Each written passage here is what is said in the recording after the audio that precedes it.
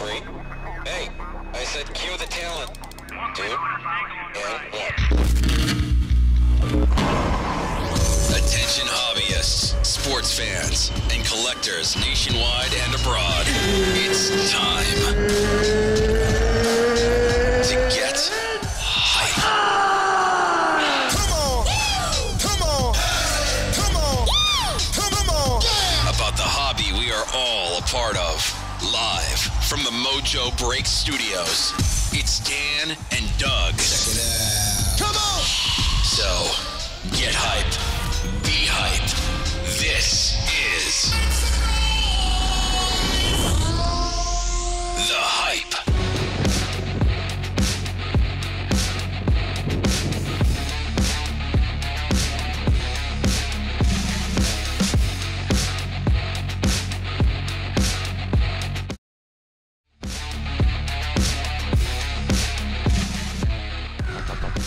What is going down, everyone? It's time for another episode of MojoBreak.com's The Hype.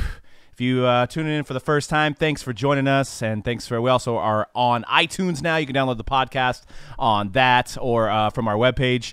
We got a lot of stuff going on this week. It's Transcendent Baseball comes out on Friday. We're going to tell you how you get a chance to win a free spot, but spots are available on the site for the highest end release of the year, Transcendent, and a chance to party with Hank Aaron. We also got totally certified basketball today, brand new 17-18 with all the top rookies, Lonzo Ball, Donovan Mitchell, so you can get it on randoms at $28.99 on the site, so check that out.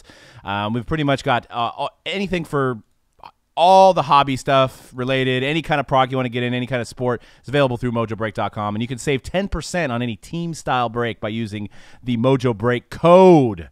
So we're going to talk today. We've got some real good topics. We're going to talk about the card market. We're going to go over the different card markets between football, basketball, and baseball, and we got some opinions on that. We're going to talk about Stanton in New York now. Transcendent, we're going to go over a little bit of the checklist, dissect the checklist, tell you what we see, why you want to get into breaks on this stuff. Frank had a big game in New York. We're going to talk about him, some Prism Pulse, and lots of other stuff. C-Rad, what's going down, man? What's up, everybody?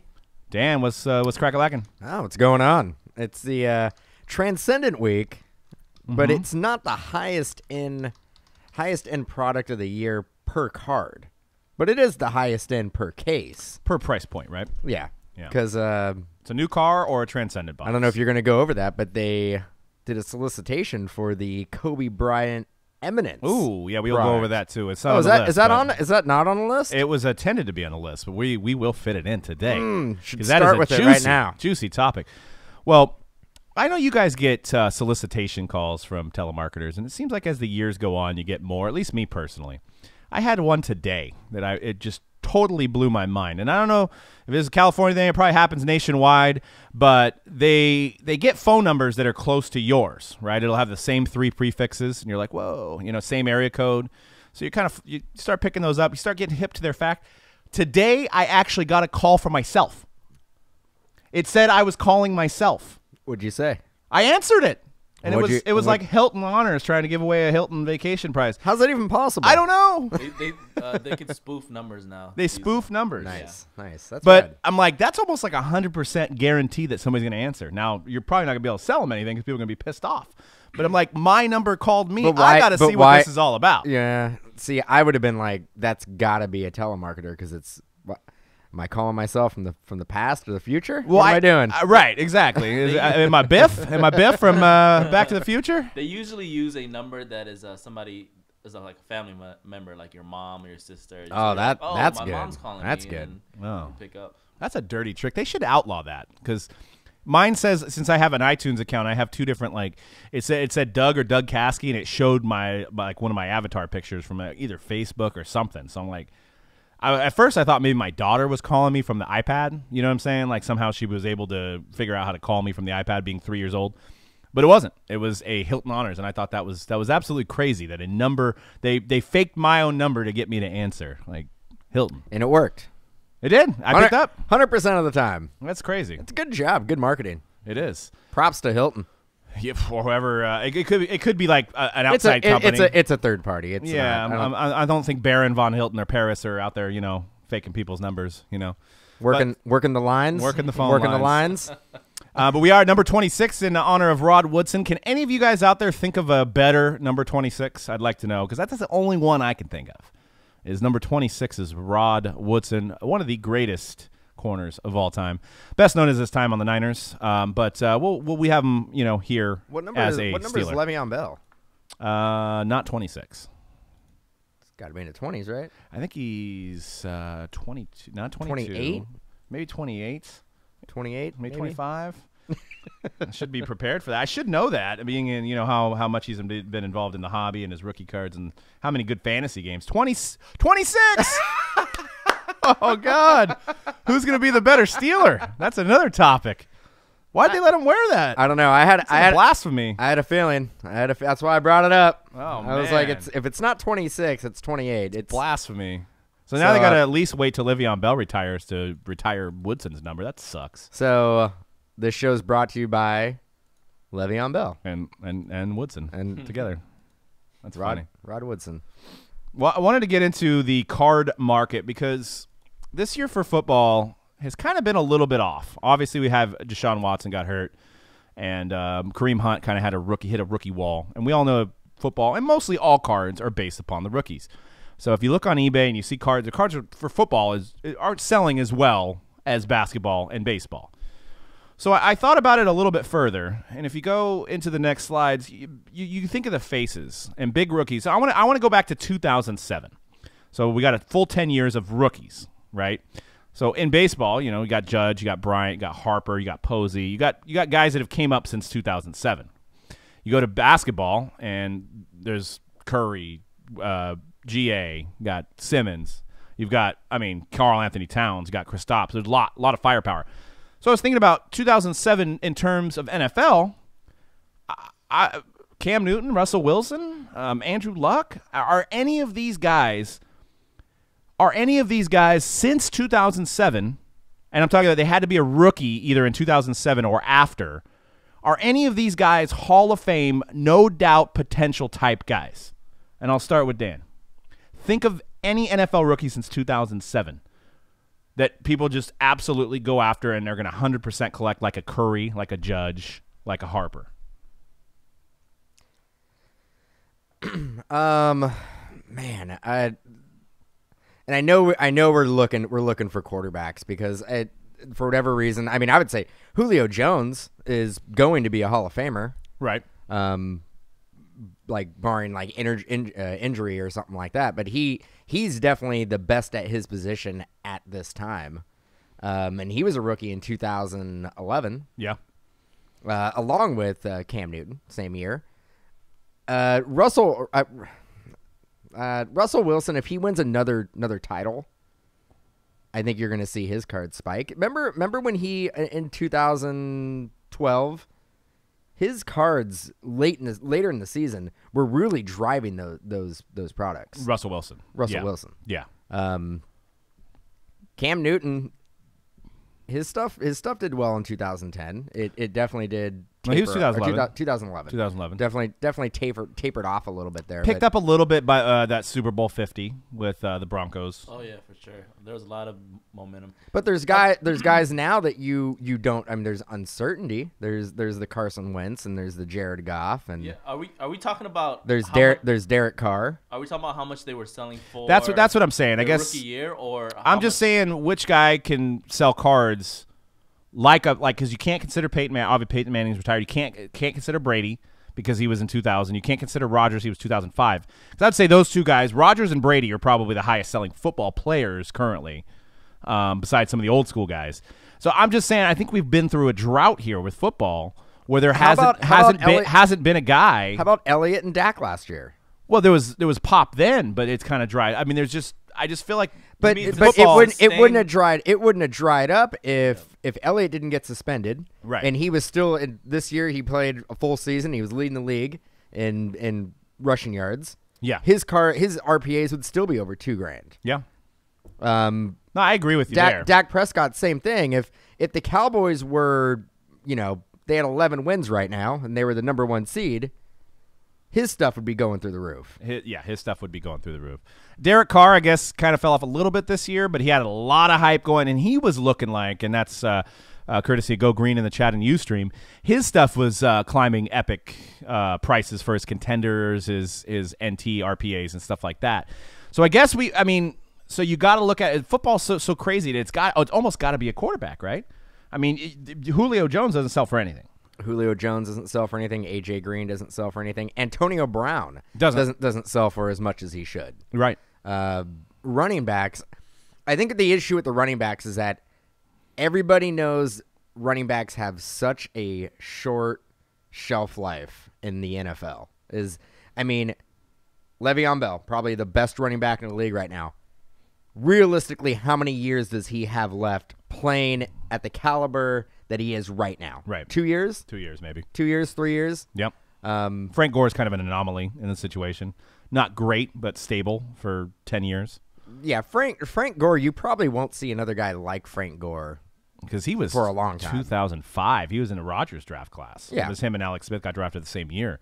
The ironic thing about Frank Gore is that he was actually hurt in college. Yeah. And then he never really had injuries in his pro career, except for I think he had like a hip issue one of the years. He missed like 12 games or something. Right. But I think he has one of the longest streaks in the league right now at consecutive starts. Yeah. Yeah, I think you're right. Yeah, it's crazy. I think it's like he doesn't sell for anything. I mean, how many guys have played? He's 13 years. 13 years running the ball. He's 13 years. He's a first ballot Hall of Famer. Oh, that's he is. I mean, you look at his stats. I mean, he just wasted his career in San Francisco. Should have went to the Raiders, right? I mean, and I'm not saying there's no value in football. I'm just looking at literally completed auctions. It's a good point. Adrian Peterson sold well. Adrian Peter sold well. I think after he whipped his kid, I think it took a little bit of a hit. I think that was the moment where AP started declining, and then leaving his team. Obviously, going. I mean, that was last year, but leaving the Vikings. Now he went to the Saints. And now the Cardinals. AP would probably be the only guy outside of maybe Calvin Johnson in the last 10 years that sold well for their position. It just seems like wide receiver. Calvin Johnson's weird, though, because he had some autographs his rookie season but didn't really sign again until recently. Right. So that definitely affects his resale value. Yeah. When there's less of his autos out in the there. market. Good point. What about Gronk? Gronk's good, and he doesn't have a whole lot. I mean, what about J.J. Watt? J.J. Watt was for being a defensive player, pretty consistent with his secondary value. Yeah, and since he was 2011 as well, probably since 2011, there's been no defensive player that's even close value-wise to J.J. Watt. Khalil Mack had a little bit of a buzz. But he didn't have, like, J.J. Watt didn't have as many autos as, say, Joey Bosa. Right. Joey Bosa was in pretty much every product. Yeah, because he was a rookie premier guy. He was a rookie premier guy. Khalil Mack was not. He wasn't a rookie premier guy. If he was, I remember him being a redemption in a lot of stuff. He was a redemption, and I don't think his contenders are even fulfilled yet. Nope. So he hasn't signed anything. I would know. He's holding out. Yeah, you have some, so you would know. A resident Khalil Mack expert over here. Well, I think. Well, I'm gonna add.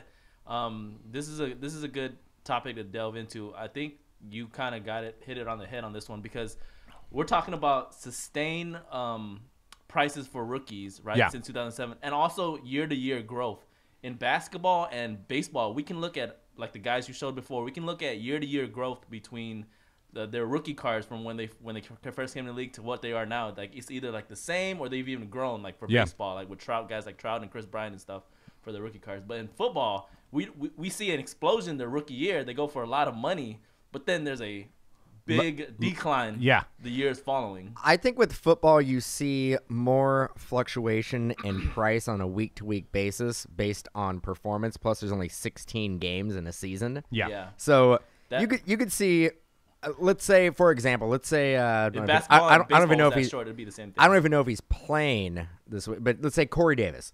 Say Corey Davis has 3 touchdowns and 250 yards. He's going against the Niners, so it's a good chance. But let's say that his cards go up double, right? Instantly. On Monday, there's cards that were $30 are now set up at $200. Buy it now or best offer. Right. where I don't think you really see that type of fluctuation with basketball and I think baseball. Football's more of a week to week. It's quick. It's quick. If you're investing now, I know a lot of you guys just keep and collect. We're not. This segment is not for you. We're looking at purely eBay sold completed listings and how it affects long term. From a year to year basis, and we're kind of narrowing it down for football. It seems like it's a week to week basis. I mean. You get guys that have good games and they bump up. You see Jared Goff went a lot higher this year. He was low for being a first overall pick last year. Jared Goff, our RPAs last year, Jared Goff was I think they were about $250 to $300. Mm-hmm. They're about $8 to $1,000 right now. Right. You could have bought tons. I mean, Jared Goff and Carson Wentz were way overlooked. Like, nobody was paying attention to them. Everybody wanted Dak and Zeke. That was it. So, you could have basically really scored by picking up either one of those guys. Yeah. Well, here's another question for you guys. Do you think because that was the only – well, baseball has Panini as well, kind of. But since that was a football up until 2015, so only the 16 and 17 season were only Panini, do you think the market was just watered down too much, that these guys didn't hold their value because there was just too many autos in the market? Wouldn't the product be watered down more if there was more manufacturers? Well, that's what I'm saying. Football predominantly had it, and all these glory years I'm talking about, we had football all the way up to 2015 with Topps and Panini. So those guys from 2015, like Mariota, Winston, all these prospects that came out then, they were kind of, in a sense, watered down, right? Or is it lack of just absolute star power? There just hasn't been an absolute can't-miss stud in the NFL in the last 10 years. That's what I'm leaning to. I'm thinking, we witnessed Tom Brady and Peyton Manning once-in-a-lifetime quarterbacks for 10 years prior to that, and, up until they retired now. But since 2007... like I said, Russell Wilson, Cam Newton, there hasn't really been a guy. Well, is Cam Newton a Hall of Famer? Is he going towards the direction of being a Hall of Famer? I say it's 50-50 right now. I think he's the same boat as Russell Wilson if he does not win a championship. Or did he win? He went to one. He went to one, but Russell Wilson went to 2 and won one. I think Wilson needs to win another one. I think Cam Newton would have to win one. But you can kind of say that about any quarterbacks. How many quarterbacks are first ballot, 100% Hall of Famers and don't have... Well, you go by the eras. The 80s, you had Montana, Marino, Elway. Well, Marino's the only one who didn't win a Hall of Fame. Right. Jim Kelly didn't win a ring. No, Marino's in the Hall of Fame. He's in the Super Bowl. Well, I was going to say, Marino's in the Hall of Fame and Kelly's in the Hall of Fame. Neither one of those guys won a championship. But what about the rest of the guys? What about like Bernie Kosar? Right. Had a good career. But you had three guys. You had three solid guys. Then you go to the 90s. You had Troy Aikman. You had Steve Young. They both won championships. Both won Yeah, because they were dominant. Can you give me the star power? Can you give me a guy who was one of the best in the league at that time with those guys who ended up being in the Hall of Fame? And did not win a championship. Randall Cunningham, is he in the Hall of Fame? I don't think Cunningham's in the Hall of Fame. Okay. Well, that's what I'm saying. There's not been. I think in football, if you have to win a championship to be considered one of the best of your era. Kosar's career was good? ? Yeah, right. It was though for length. I think he played when he was like 42. I think you're thinking Vinny Testaverde. Oh, same player. Yeah, same guy. Played a lot of those same teams. Eli will get Hall of Fame. Hey, you know what? Bernie Kosar is the last good Browns quarterback. Probably. Could we? We're all on the same page there, right? It's like Bernie Kosar, Derek Anderson. Seriously, No, Derek Anderson was probably the best, besides Bernie Kosar. Brian Hoyer had a couple good games for him. Was it Brian Hoyer? He was on the Browns. Brian Hoyer. I think they had all the McCowns. Yeah, they Couch was bad. They drafted Brady Quinn. I mean, we can go down. We've had that in other episodes too, but going down the list of Browns quarterbacks and how funny it is. The last not bad Browns quarterback. Yes, that's the perfect way to put it there. Yeah, Emmett Sanders and Bettis. I mean, so running backs had a little bit more value in the 90s too. 2000s, who do we have? So 2000s was the birth of Brady and Manning.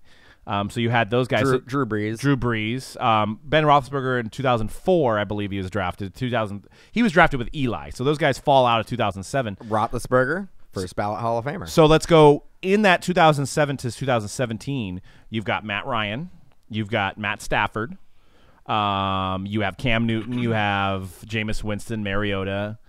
Derek Carr, Sammy Bradford. So none of these. That's what I'm saying. The star power from the quarterback position. Andrew Luck, but what happened to Andrew Luck this year? He may never play again. We don't know. We don't know. Andrew Luck was supposed to be the next big thing after RG3. So I just feel like this era of football, there just hasn't been the can't miss guys, and we're on the tail end of Brady's career. So football's got to be a little bit nervous. Once Brady and Rodgers are gone, I mean, they got to hope Wentz comes back and Goff does well. I mean, there's not going to be that face. So, and that's what drives the market as well. It drives the card market. Are kids not really wanting to play football anymore? Is it? I mean, let's face it. I mean, being a football player, you don't get the guaranteed. I mean, you get the guaranteed money, but you don't get like the big guaranteed money that you get from basketball, baseball. Football, they could basically sign you to a long-term deal and then just cut you, and you get $300,000, whatever the minimum is. Or you can get hurt and somebody can take your job. Take your job, yeah. I mean, the longevity just isn't there. I mean, the longevity is there for quarterbacks for the most part, but running backs and pretty much any other position. Right. I mean, how many guys you watch football on Sunday? How many guys are going through concussion protocol and out for the game? Like, it happens. I mean, how many guys get taken out of the game with injury-related issues? Right. All the time. How many injury timeouts do you have while watching a game? Is that because the guys are bigger, stronger, and faster, where Marino, Montana didn't really have to face, like, you've seen guys with bellies out there trying to make tackles and stuff? It's a little bit more, fitness I don't know, regimented. Man. The guys who played in that era were just flat-out mean dudes. Yeah. Like, I mean, they... Yeah. Would you want to be a quarterback in like the late 80s, early 90s, or would you want to be a quarterback now? With all the rules you have to protect yourself being a quarterback. Yeah. I mean, you have guys like Lawrence Taylor so you're saying Kevin Green, like Ken Norton Jr., guys who were just like... Ronnie Lott cutting off his finger to come back on the field. You just had some mean dudes who are out there looking to hit somebody as hard as they can. So with the new rules, are we pussifying football? Sure. I mean, but that's the thing. Like, you watch a football game, and with, like, I think we talked about it last week. It's like every big play has some type of flag. Yeah. Well, there could be a flag on every play. It just depends on how they call. Yeah, I mean, you can probably throw a flag every single down, every single play. Somebody out there is holding somebody. Yep. It's funny because they always like replay, like, say a running back will run for a 30-yard run, and then they go back and they show the holding call. You can show that same player every single time. He's probably doing the same thing. You see guys like they grab underneath the shoulder pads. Mm-hmm. They do it every single. That's how they block. That's how they block. So you can call a holding every single time. Yeah, you can totally get into a conspiracy on how games are decided by the penalty calls. But so I mean, I think the issue with football right now is that there's just too many damn penalties. Yeah. People want action now. They do. Nobody wants, even if it's against your own team. One of the most exciting things is like long touchdowns. Yep. There's nothing worse than being like, sweet, that was a kick return for 95 yards, coming back, blocking the back, other side of the field. It didn't even matter. Yeah. Yep. Bringing it back. Yeah, it wasn't even. There was 20 feet from the play. Yeah. Here's a good question too, in relation to the topic of the card market between these three sports.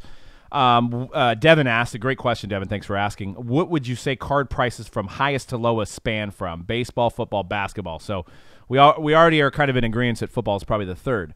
So what's the top? The top market basketball, or is the top market baseball currently? Basketball, if you're talking about modern day. Baseball, if you're talking about old school. Yeah.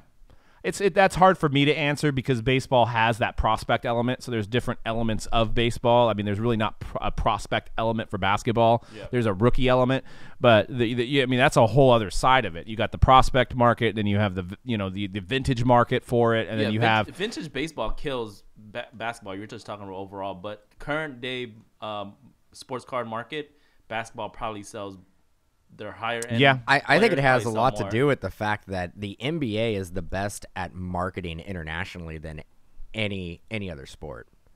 And I think with our card market, that's what really drives up basketball is that international presence. Yeah, I agree. I mean, you won't see a diamond in football sell for $13,000. No, and it's at, not even close. Or baseball, but that has to do with the league itself marketing to other countries, and really, and the NBA has been doing that for about 15 years now, really trying to get the international market behind them, and I think that has actually affected the overall market value on cards. And you could say football's predominantly only American, so you don't have. I mean, we have great customers overseas. Shout out to the UK group, but for basketball and baseball, you have that international market that's going to, drive up the value of these cards. And you're not going to get cards of top rookies selling for, $50-$60 in the terms of like a Deshaun Watson or a Kareem Hunt, stuff like that. Well, and I think that's where the NFL as a whole, and they're trying to do it now, having the London games and stuff like that. And it seems like the London games and the England games are actually working. Yeah. They're getting a following there. Mexico game? I actually see Me llamo Roberto. I see there being a pro. There's going to be a pro team in London at some I point. think the Jaguars are their home team, aren't they? Yeah, well, you can make an argument the Rams are too. That's true. You guys have played there a lot. But and back to Shawnee's point about football. Yeah, we're going to see what's going to happen with all the CTE stuff about kids. Kids are less playing football. That's not proper English, but they're not playing football as much as they used to because of the fear of the head injury and because of injuries in general, and it's more widely talked about amongst, with what happened with Ryan Shazier, which what happened with Carson Wentz over the weekend, what happened with Larry Johnson that you were talking about Larry Johnson doesn't even know who he is anymore. He doesn't remember him playing. So, I mean, parents are trying to get their kids to play other sports, athletic kids, I think, for that matter. But, you still got states like Texas and you got states like, Georgia and Alabama that, football's football. It's what you do on the weekends. It's what you do. That's the biggest sport for that state for high school. So it's going to be interesting. But back to the point on the card market, I think in the next few years, there's going to be somebody that's going to be like a judge for football. I mean, I know we had Dak last year and we had Elliott last year. Got it. But I think there's going to be a guy that's a gunslinger that's going to just crazy stats because we're due. Like I said, we went through all those eras and there was all those guys that were the best. You have the GOAT playing now, Tom Brady. You had Peyton Manning. You had Steve Young. You had Montana. You just haven't had that guy in the last 10 years that's the can't-miss quarterback. You may have it in this upcoming draft. Maybe Baker Mayfield. Baker Mayfield. He's an electric person. I would love him or hate him. I know he talks crap and grabs his crotch, but Sam personality. Darnold, the kid from UCLA. Like, I mean, there could one of those guys. The draft class for the 2018 season, the draft class is going to be stacked. Yeah. I mean, it's going to rival what we're dealing with right now in the 17-18 basketball season. It's going to be amazing. I mean, it's going to be really, really good, and it's going to be quarterback stacked. Yeah. The first 10 picks are going to have it. There's going to be at least 3 quarterbacks probably in the first 10 picks. Yep. And let's when we part this segment, guys, I want to ask you guys in the chat, and those listening in, you can contact us on Twitter, mojobreak_com. What does the football card market need to add more value to football cards? And I know that's a very broad question, but any ideas can be discussed on that topic. Should they put more, shields? Should they make less product? Whatever it may be. And like I'm saying, there's still a lot of value in football rookies because it's such a game-to-game basis. You could buy the Titans, like Dan said, you could buy the Titans for $30 on mojobreak.com for whatever break, illusions or playoff or whatever we're doing. And he could pop off next week and you've doubled your investment. So there's value there. It just doesn't seem like you have that high ceiling that you have with the other sports. I don't think you never really did, though. Like, the one thing that baseball has is that you have the Honus Wagners and the Ty Cobbs and the Babe Ruths and the Lou Gehrigs and the guys like that you can chase. Yeah. Even relics, bat knobs. There's a lot more variety. Cut autos.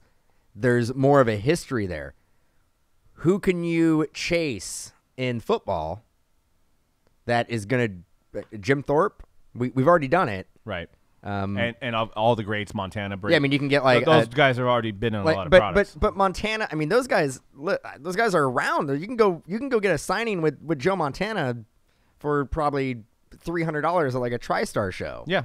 So how could that be a chase? Like it has to be like a Vince Lombardi. Well, the Super Bowl era. I mean, we're only out for Super Bowl 52. I mean, baseball's legacy. That's a half a century. Let's come on. So who do you got for Super Bart Starr? I mean, he doesn't sell very well. I mean, you've got Joe Namath back in those days.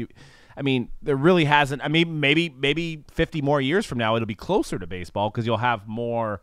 Like those guys won't be signing anymore. But maybe it's because these guys have been signing since the 70s. Yeah. Do we not pay these guys in football enough? Is that what it is? I don't know. I mean, the Joe Namaths and the Bart Starrs and the guys. Paul Horning. How many autos of Paul Horning have you seen in 7 years? 10,000 probably. A lot. Yeah. And Shawnee said, and maybe that's it. You guys they're replying in the chat. Less production, less one-on-one products. Panini is milking the market, and there are more one-on-ones in football than any other sports. Base checklist needs to be shorter and less production runs. Stick to maybe 5 to 10 products a year, not 50 to 100. I agree there. I know the other side of it, though. The reason they have to make that much is because they have to fulfill the license requirements. And even if that wasn't an issue, if they make less, that box that everybody's buying for $100 is now going to be $400 to $500. Right. So there's going to be a common balance. Now you have to basically ask yourself, if I'm getting more value and there's less production, am I willing to spend $500 instead of $100? Right. And I think if we were to basically change the system and have all the boxes be shorter printed, all the products be shorter printed, the box would be $500. But I think you'd have an uproar of people who are like, well, now I can't afford it. Right. It's too expensive. You can't win either way, I guess. So, right? I mean, what do you do? I think these manufacturers are trying to figure out how to make money from their bottom line, but at the same time trying to keep the value or the price relatively down for the consumer. Right. Yeah. I think and it also boils down to it's a year-to-year basis. Last year we weren't even talking about how amazing football was because of the hype with Dak and Zeke. This year Watson gets injured. That changes a lot of things. Kareem Hunt, rookie wall. Juju's prices went up a little bit. He got the taunting thing going on. I mean, there just hasn't been. I mean, Trubisky got thrown into a real bad situation over there in Chicago. He may be good at some point. I think we're looking, but the issue is I think we're going into a time where this is where some of the cards really start peaking. Yes, because of the playoffs. Going into the playoffs, and then you start having playoffs. That's where it really starts getting. That's where certain rookies, their cards can go up 5 to 6 times. Yeah. Again, Titans make the playoffs. Corey Davis has a game-winning touchdown in the playoffs in a wild card game. His cards go through the roof. That's a very good point, Devin, and I think we've talked about that in the past, but I'm glad you brought that up. I think the reason football cards are not worth as much because the players wear helmets and fans can't put a face to the name. Absolutely. That is the smartest thing I've heard. I 100% agree with that. You wouldn't recognize them. Some of these guys you can't. I mean, obviously Aaron Rodgers, Brady, you recognize them off the field because you see them in commercials. But would you be able to recognize Corey Davis walking around? Besides, maybe he was big and athletic looking. You'd think he may be an athlete. I would recognize Todd Gurley. Yeah, but he did a Carl's Jr. commercial. Yeah. So basically, if you haven't done a commercial, I don't know if I would recognize you. Von Miller, I'd recognize. He's put it glasses. But he's done he's done commercials and Dancing with the Stars. You know who's going to be doing a lot of commercials? This guy.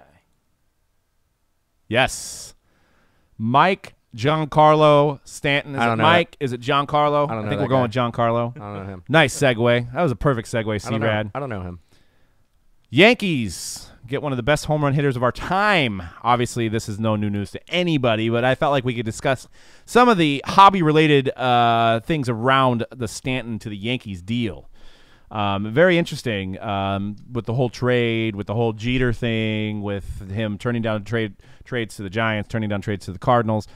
selling out. People say he's selling out, going to the Yankees. Obviously, I think it's a great career move for him. If I was in the same position, I'd be going to the Yankees. He's tried to do so. I was watching. He's trying to get his face on. He did a TMZ Sports thing. He's very outgoing, and he probably didn't get any credit for that when he was in Miami. Now the spotlight's going to be on him, which could be good or bad. Obviously, if he sucks, he's going to get booed more than he would get in Miami because Miami doesn't expect winners. 8 coaches in 8 years tells you that. But man, Judge and Stanton. I think the over/under on Vegas right now is 104 home runs combined. What do you? I mean, I'm thinking that's going to be. We're going to go over that. Under. I think I'm calling 65. Total? Total. This wasn't a real tweet, I don't think, but I thought this was hilarious. Somebody who's very witty. It's Bryce Harper tweeting out Giancarlo Stanton before the trade. It says, "You can always come play for the Nats. We'll take you anytime. Get some red, white, and blue in your life." And he says, "Dang, bro, if only my last name backwards wasn't No Nats."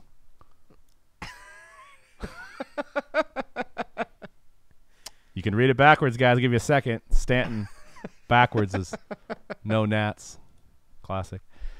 So that was very witty. So I went on the Twitter machine to see if Giancarlo tweeted that out, and I didn't see it. But very funny, I thought. Didn't go to the Giants, obviously. Buster Posey wasn't enough to get him over there, I guess, even though he does eat healthy. Him and Hunter Pence. Wasn't good enough to get Stanton over to the Giants. But his card prices, I was looking at some of his recent card prices. You can see on the next slide. It was just a recent one a couple days ago, BGS 9.5, buy it now price at $700. These were hovering around $200 or $300, so they popped a little bit. But my question to you guys in the chat, and I'm going to pose it to Dan and C-Rad here. Mike Trout is base, same card, same sense of card, is a $3,900 card. Is there any chance that Stanton, given he gets maybe an MVP season, goes to the World Series, do you think that he could approach Mike Trout levels with that card? Yeah. I actually think he can go above that. It's crazy. It's the Yankees. What if him and Judge, what if they win 2 to 3 championships in a row? What happens? I mean, I understand what it's like to not be a Warrior fan after they signed after they got Stanton. I mean, I get it. It sucks. It does. It's the Yankees against everybody else pretty much. I mean, it's hard not to. There's a villain in the MLB now. How old is Stanton? 29? That's a good question. He was drafted in 2000. Is he 27? He might be. They're saying that he should have paid homage to the to Babe Ruth and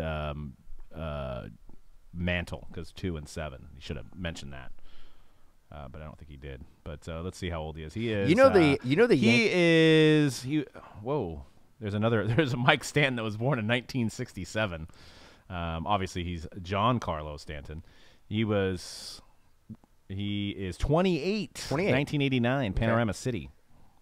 So there's that Trout we're talking about. If you're listening on the podcast, there's a 2009 Bowman Draft Chrome Trout base. It's sold for $4,000. The winter meetings are going on right now, and the Yankees are in talks with the Orioles.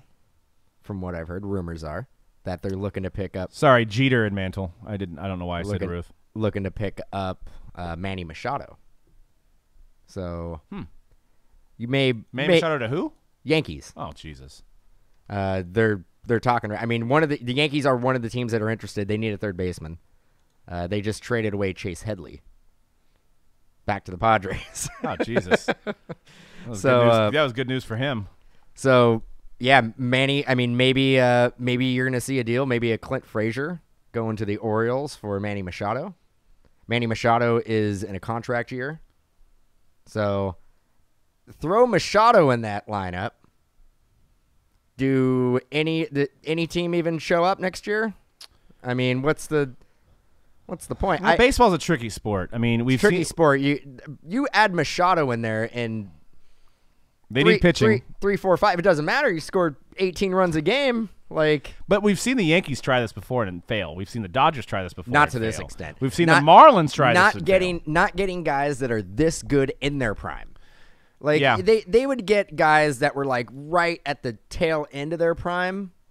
But I mean, we're talking like 3 guys who are some of the best hit. I mean, Aaron Judge, I need to see another year.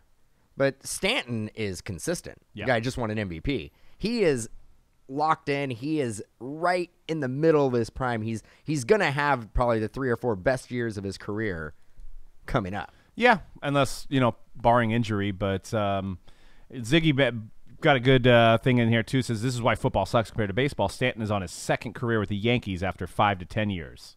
So you don't see that happening with the NFL. Maybe from a quarterback, but not with any other position. Is that he's 5 years on the Marlins.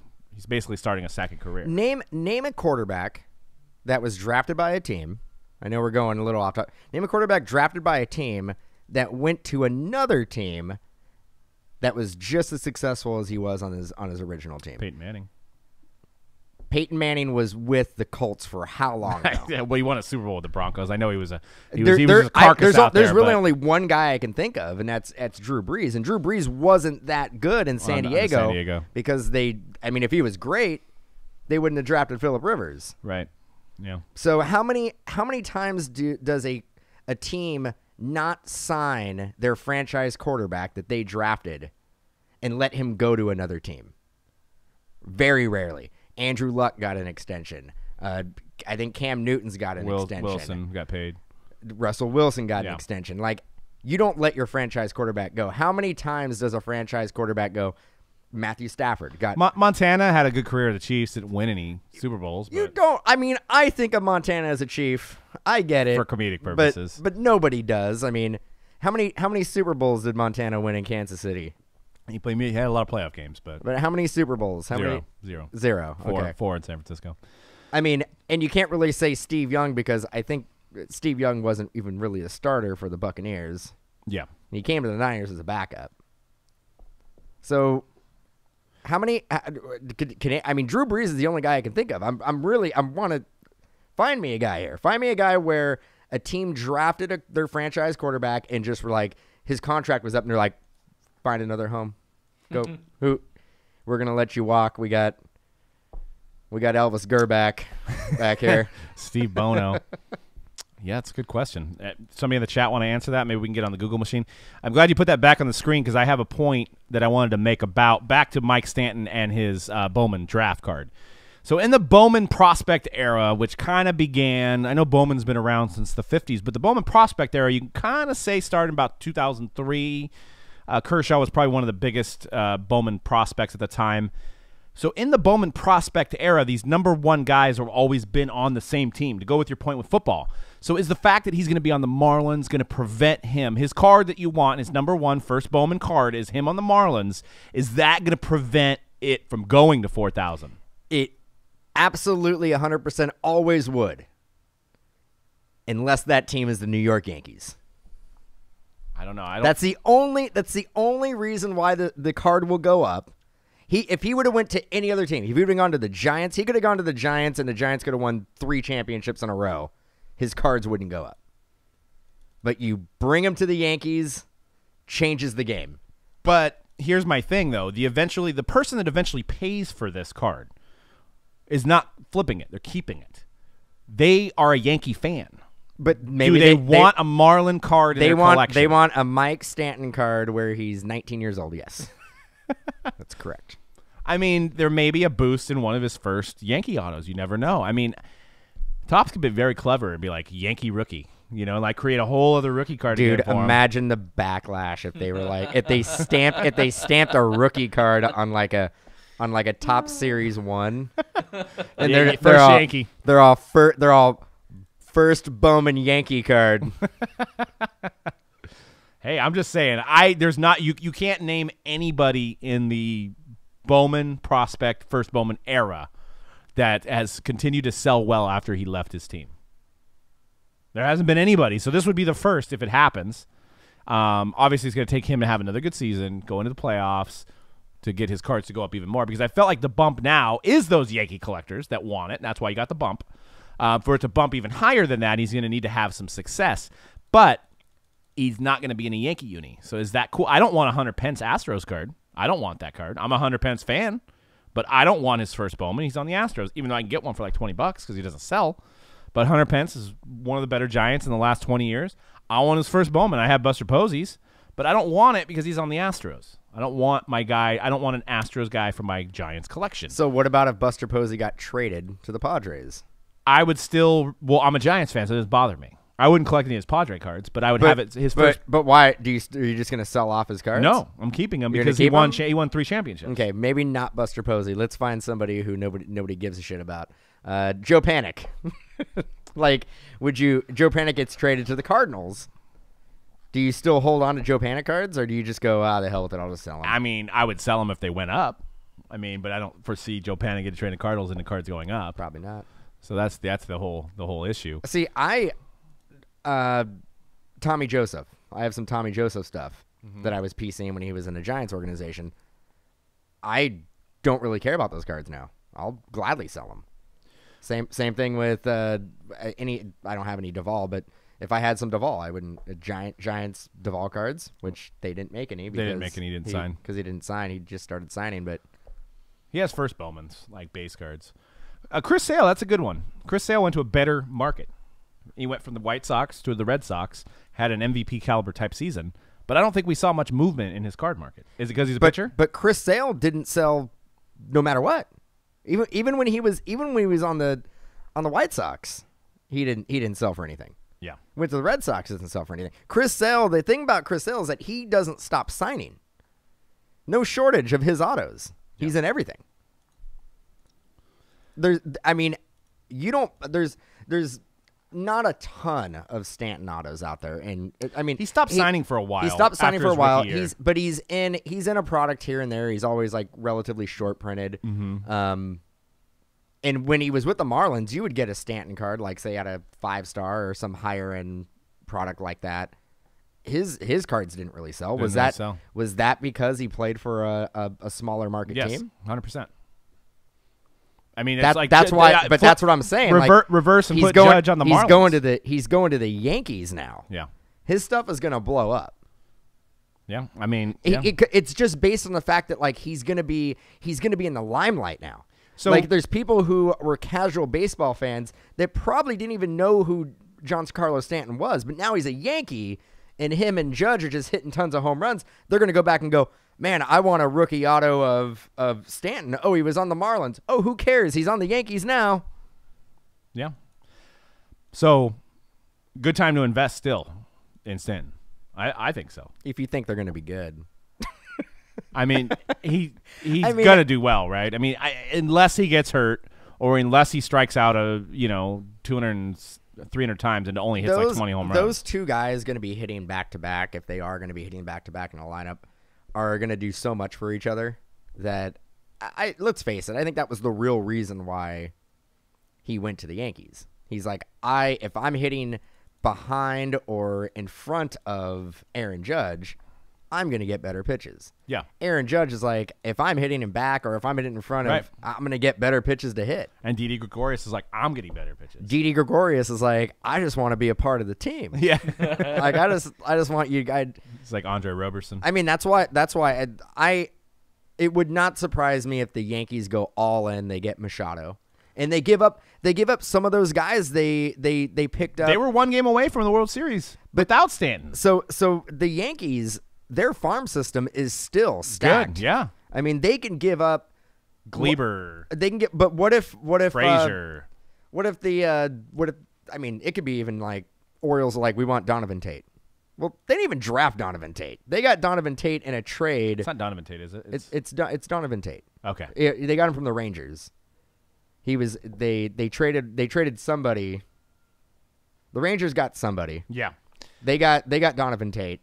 I think it was a pitcher deal to get the Rangers some postseason stuff. Yeah. But what if they were just to trade Donovan Tate for Manny Machado? The Orioles are going to move Manny Machado. Isn't Donovan Tate the old prospect? Is it Donovan? Or no. Dylan Tate? Dylan Tate. I'm like, I have Donovan Tate. I have visions. That was one of my Donovan first PC Tate, guys. the great power hitting Padre prospect from 2010. Yeah, he's coming back. He stopped the weed. He's going to pass all the drug tests, and he's going to be a beast on the Yankees. That guy can hit. People are like, who are you talking about? Right? It's Dylan Tate, not Donovan Tate, Yeah. but they're brothers. Are you brothers? Yes. Oh, man. So Dylan Tate, not Donovan Tate. I was going through. I was, I haven't watched a lot of stuff on Stanton because we were talking about today. I started going through some videos. I went on his Twitter, found that thing that I showed you guys. The only thing I have a really big problem with people in general that try to give themselves praise.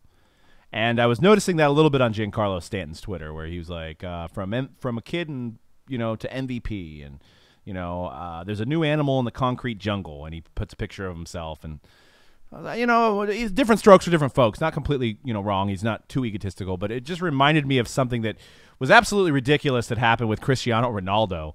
You want to talk about the biggest egomaniac of all time? This guy basically responded to, I guess he just won, and I'm not a huge soccer follower. He just won another trophy, and I think that's what they are right It's like there. he won 5 of them. Oh, well, yeah, he won a few trophies. Quite on the screen, there's five golden soccer balls. Soccer fans are turning the station right now. 5 trophies and 2 thumbs up. But he came out in an interview and said, I don't see anyone better than me. No player does things I cannot do myself, but I see others can't do. There's no more of a complete player than me. I'm the best player in history, in the good and the bad moments. So there's always comparisons with him and Messi, and most people are on the side of Messi. Did he actually say, like, he's the best even though he's playing terrible? Like, his worst is still better than everybody's best? Yeah, the guy loves himself. I think the guy literally has pictures of himself probably all over the house. Kind of like that. You ever seen that movie like White Girls when they go to that guy's house? He is the I love me some me. He does. He loves his face. No, the guy Terry Crews in White Girls, when they went to his house and I had a picture of him like on a bearskin rug, and that's probably him. He's got a picture of himself on a bearskin rug all over his house, and he just loves him some him. I mean, granted, he's probably one of the top 5 soccer players of all time, but saying that he's better than Messi and Pele, I don't know about that. But when he's playing his worst, He's better than everybody else. He's still better at everybody at them playing their best. That's amazing. Dylan Tate was traded for Beltran. There you go. Okay. Yeah, Stanton must not like humble pie. Yeah, that's another good point. A-Rod of soccer. Yeah, that's for this dude right here. He's from your hometown there in Portugal. Okay, it's not a town. It's a country. I just sound real smart. It's a country. Yeah, country. It's from your home city of Portugal. Your home block of Portugal. So, but you're probably a fan of him, right? Thumbs up. Yeah, you guys have the same blood, Yeah, we're same dudes. Same.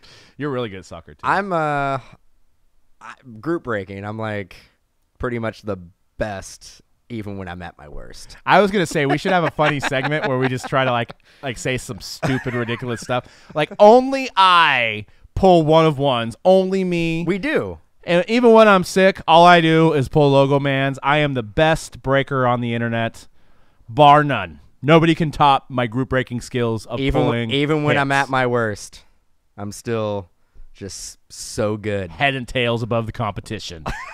Wins above replacement in the group breaking world is better than anybody.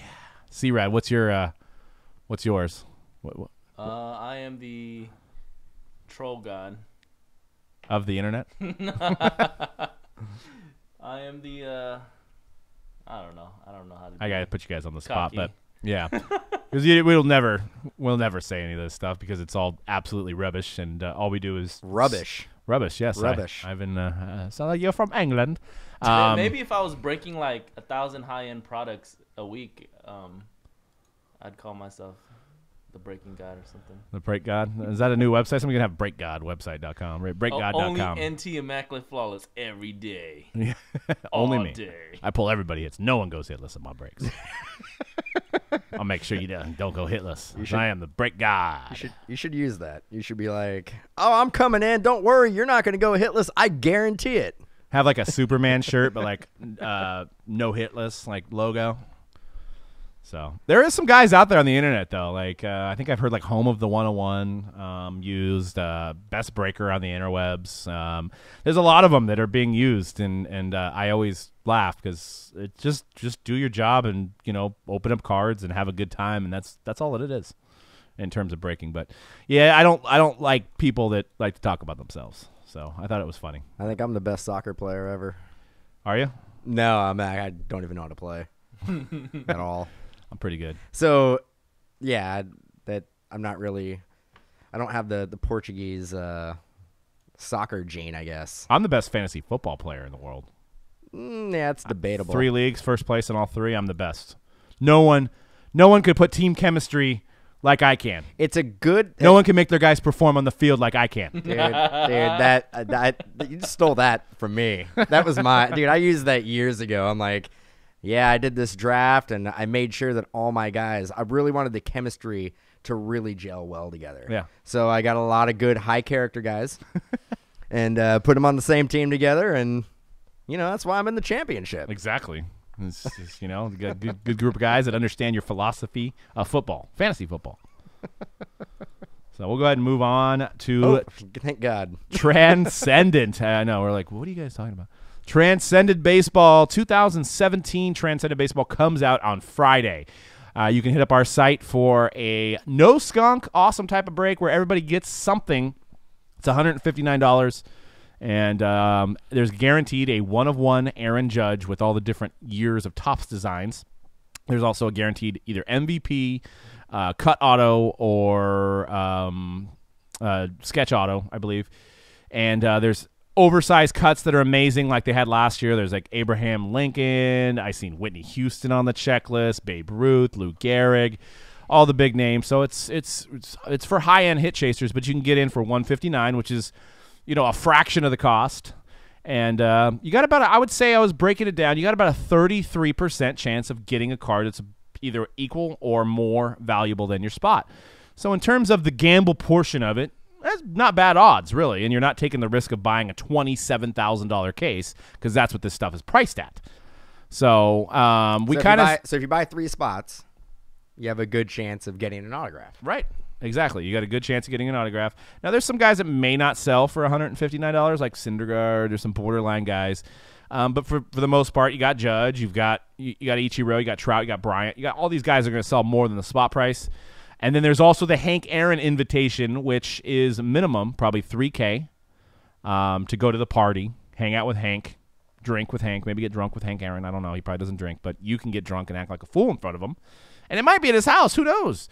But the swag they give there is what people are going to pay for this year. So that's probably going to be the most valuable spot throughout every case is that invitation. Or the 1-on-1 Judge, depending on the year. Or, if you get lucky enough to get a Babe Ruth cut in your case or a Lou Gehrig cut in your case. But it's a fun product. We stayed out of it last year because we didn't want to, sell something that we weren't sure that was going to have the value. But after seeing it for 1 year, we're like, okay, there's some value here. We're going to do one case.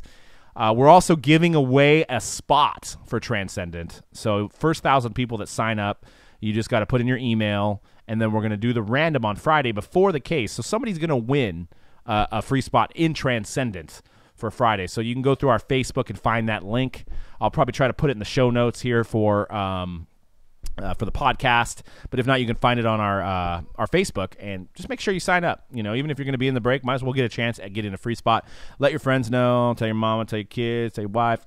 All sign up for this free Transcendent spot, and hopefully we get wacky with it. And I'm excited. What do you think, Dan? What's your thoughts initially on Transcendent? It's going to be good. I mean, like you said, it's definitely it's a high price point, but relatively low risk. There's a lot of those sketch cards and a lot of those base cards, depending on the player, that may actually get your spot price back as well. Also, we do have the consignment, the Mojo exchange, which would be a great time to take advantage of that, because you can literally be the first person to get a lot of these cards up on eBay, and that's going to make a huge difference, especially that first day. Yep. So you could take advantage of that. We'll buy the pass from you too if you get the pass. Yeah, and I was gonna put Doug on the spot and say, well, what is that pass worth? What do you think the market value on that pass is worth? Again, you do have to pay for your flight. Yes. Unless you're within driving distance of Atlanta. I think it's where it's going to be, somewhere in Georgia. Somewhere in Georgia. And so if you're coming from where we're coming from, it's probably going to be at least a $600 or $700 round trip flight. So it could be a little tricky. I think I put a value of about $3,000 on the pass. I would say, yeah. And that might be a little much. It since there's 87 of them this year, it may be closer to 2,500. But with the hype of it, I would say 25 to $3,000. How much were they selling for last year? I think they capped out about 3,500, but I think we got one for like 18. We got one for 19. People just didn't know. I mean, we didn't know either. We were gambling on the fact that. But that was for us. It was in Vegas. That it was like a $200 flight, right, round trip. Yeah. And a 45-minute hour flight. Right. Yeah, I would. Yeah, we got one for 1,900. We got lucky on, and then I think we got one for like 2,500. The swag last year was great, but I think this year, you're gonna have Aaron Judge stuff. I think you're gonna have a chance at least. That's speculative. At the very least, you're gonna have a chance at some Aaron Judge stuff. There may be a guarantee Aaron Judge. I don't know. I'm just saying. But last year we were coming off a rookie season with Corey Seager. And there really wasn't a huge rookie last. Trey Turner. So this year, you got Judge, you got Bellinger, you've got Bregman, Happ. You have a lot more rookies. So depending on what they give away this year, the giveaway stuff may be better. But Chris Bryant was there last year, and I don't. We got in this argument when we talked about Transcendent. I think people would like to hang out more with Chris Bryant than Hank Aaron. So you have that going against it.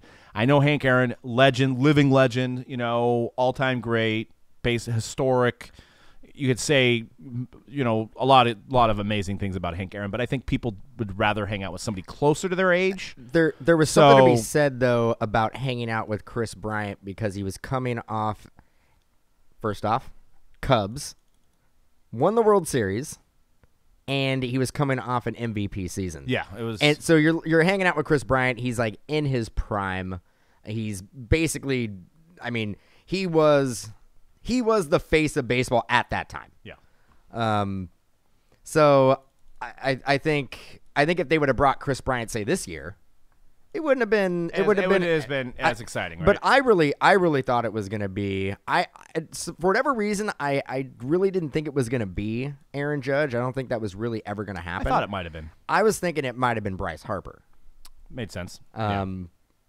But that didn't happen. The Hank Aaron thing's cool. I just don't think it has the same appeal that Chris Bryant had coming off a World Series championship and an MVP season. And we're asking what was at the party. So last year, it was they gave you a really nice kind of laptop bag that had a Mike Trout signed card numbered to 15, and they had like 5 different versions, but it was different years. They had like the 91 design. They had like 60-something design.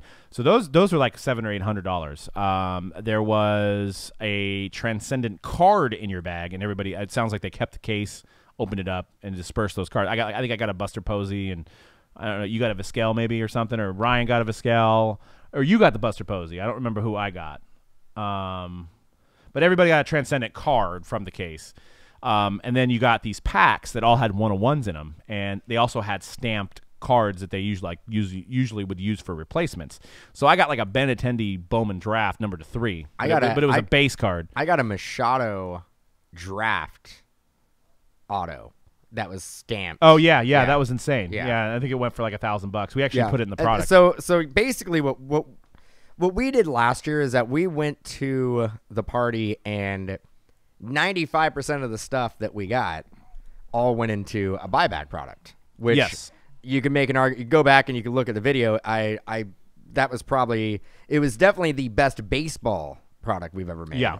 May have been one of the best products we ever made just because we got so much content and we were into it for relatively cheap. So we were basically just able to load up this ridiculous product, which is probably going to be the plan again. Yeah. If we could find it, if we could find passes that are. And the big money item was they had a Chris Bryant set that were all numbered to 52, and they were all rookie cards of his or not rookie cards. They were all designs from throughout the years of Topps, and it was a sealed set. Those were going for $2,500 to $3,000. So basically, they gave you a whole bunch of crap for going to the party. Yeah, I mean, we probably got about, on average, everybody came out of there with about $5,000 to $6,000 worth of stuff. So, but this year it's Hank Aaron. So, are they going to make a set of Hank Aaron, which probably won't sell that well? I don't know. Are they going to use Judge because he's the 1-of-1? So that's the thing that makes it interesting. I shouldn't be giving you guys trade secrets because I want to try to get these passes as cheap as possible. But because we're going to try to get 3. We'll see. But the 1-of-1 last year in every box was Bryant. Bryant set was at the party. The 1-of-1 this year is Judge. Now he's not at the party, but you would assume that the set would be Judge and not Aaron, but we don't know. So that's what's going to be really the driving force between spending $3,000 and getting the D, or spending $3,000 and getting the Yee. So pause. Yeah. The Mike Judge from Beavis and Butthead. The Aaron Judge set would be the icing on the cake for it to do well. The proof in the pudding. Proof in the pudding. I haven't used that in a while. Thank God. You had to fly. Yeah, they paid for your room. It was at a really off the beaten path, 45 minutes out of Vegas. It was more of a retirement type of hotel. There was no casino, and the bar closed at 10. Well, that kind of sucks. But it was a really well done event. Food was included, open bar for an hour. They gave away, everybody had a wristband with a number on it, and then they had individual giveaways with that. And somebody actually wound up getting a Ginter card, which happened to be Mike Jasperson, who actually used to work for Topps and does breaks now. So it was kind of interesting that he won because he's like, I've been trying to get a Topps card for years. Now I'm not with them, and I get a Topps card. And then somebody won a black number to 99 Chris Bryant and BGS 9.5 auto, which was like a $3,000 auto. I got a Peter LeMahieu 101 from Star Wars and Lando Calrissian 101 from Star Wars. Dan got a finest Chris Bryant rookie auto. Yeah, so the giveaways were good, but there's more spots this year. Blowout had 18 passes last year to himself, and he was the only one there representing all 18 of those passes. So he was winning half the prizes, but he had like a wrist, he had his whole wristband. So he got tipped off that they were giving out good prizes somehow, So he was there. He probably profited. 18 passes. He had 18 passes. He probably profited about a cool $60,000 in one night. I'm not even joking because he sold them all as breaks. We put him in a product, kind of the same thing, but he sold them all as like a swag bag break. And if you did the math, I was like, dang, this guy had to have known. There's no way he's going to take a chance on 18 passes to get to the party. So, but yeah, that's Transcendent in a nutshell. I'm looking over the checklist here, and I would say the worst auto I think Dan touched upon is probably Noah Syndergaard. You're getting. There's Floyd Mayweather on the list, which will do well. Ian Happ's on the list, but I think he's an extra auto. Yohan Moncada's on there. Theo Epstein. I'm just trying to go over maybe some of the weaker names on the auto checklist. Barry Larkin's probably a weak name. Unfortunately, he doesn't sell that well. Yeah, but Barry Larkin has a great looking auto. He does. Don Mattingly, David Ortiz, Dave Winfield's in there. That might be kind of tough. I love old Dave Winfield, but 3,000 hits. It's cool, man. Whatever. Yeah, just for some reason he doesn't sell.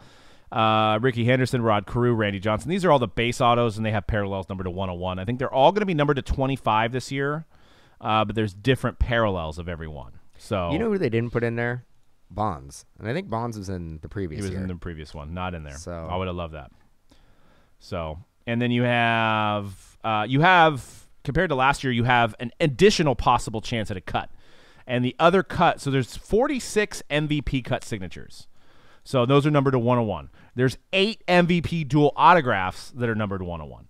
So, and then I think there's 33 MVPs numbered to 101. So you're going to get an additional 101 this year that you didn't get last year. And the dual auto checklist, you got Josh Donaldson, Bryce Harper, Randy Johnson, Kurt Schilling on the Diamondbacks. That's pretty cool. Dustin Pedroia and Albert Pujols, Pudge and Chipper Jones, A-Rod and Albert Pujols, Mike Trout and Chris Bryant's probably going to be the best one. Frank Thomas, Jeff Bagwell, Mike Trout, Clayton Kershaw. And then there's 46 cuts. So do the math on 82 cases. Every other Transcendent case is going to have an additional cut auto. And that additional cut auto does have Babe Ruth in there, Ernie Banks, Harmon Killebrew, Jimmy Fox, Ted Williams, Walter Johnson, Stan Musial, Roger Maris. Is it going to be a regular size cut or it's going to be a regular card? Yeah, regular cut. That's good. So that adds a little bit more value. Because I don't know if you showed one of the oversized cuts, the Abraham Lincoln. Yeah. I'm not sold on oversized cuts. Yeah. I think because they use the same format, the same template. Mm-hmm. And sometimes the cut doesn't fit in there, so it looks kind of funky. It does. So because all the cuts are different. I know. I get it, but like you think you would try to, I don't know, try to dress it up a little bit. Maybe even put like some type of construction paper in the back or something to try to make it blend in a little better. Yeah. But it looks, when you have a window for a cut that's like 4 times the size of the actual cut, it looks a little wonky. Yeah.